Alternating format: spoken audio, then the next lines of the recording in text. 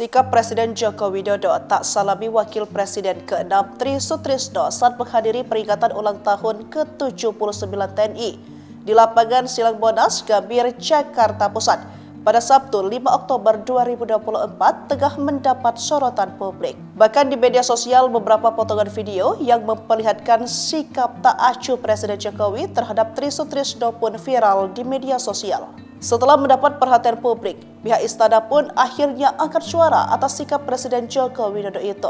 Istana pun membantah jika Presiden Jokowi tidak menyalami mantan Panglima TNI itu.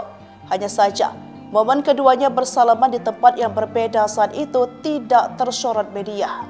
Pernyataan klarifikasi ini disampaikan oleh Istana melalui Deputi Bidang Protokol, Pers dan Media Sekretariat Presiden Yusuf Perbadah pada Senin 7 Oktober 2024. Ia menyampaikan jika Presiden Joko Widodo belum bertemu Yusuf Kala, Budiono, hingga Sinta Nuria Wahid saat di VVIP Room, sehingga saat momen itu Jokowi menghampiri dan memberikan salam.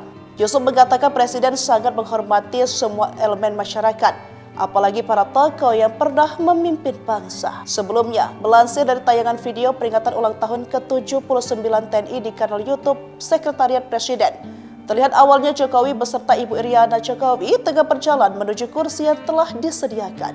Di belakang Jokowi ada Wapres Maruf Amin bersama Ibu Wuri Maruf Amin beserta Presiden terpilih di Prabowo Subianto dan Wakil Presiden terpilih yakni Gibran Raka Buming Raka. Seluruhnya kemudian mengikuti jalannya upacara peringatan ulang tahun ke-79 TNI. Kemudian terlihat Jokowi berdiri menghampiri dan menyalami mantan Wapres Yusuf Kala dan Budiono. Selanjutnya Jokowi langsung menuju kursi istri Presiden keempat RI Abdurrahman Wahid, Sinta Nuriyah, dan menyalaminya. Ketahui sebelumnya kursi Sinta terdapat Tri Sutrisno yang sempat mencoba berdiri untuk menyalami Jokowi. Namun, Tri Sutrisno duduk kembali ketika mengetahui Jokowi langsung menghampiri kursi Sinta Nuriyah.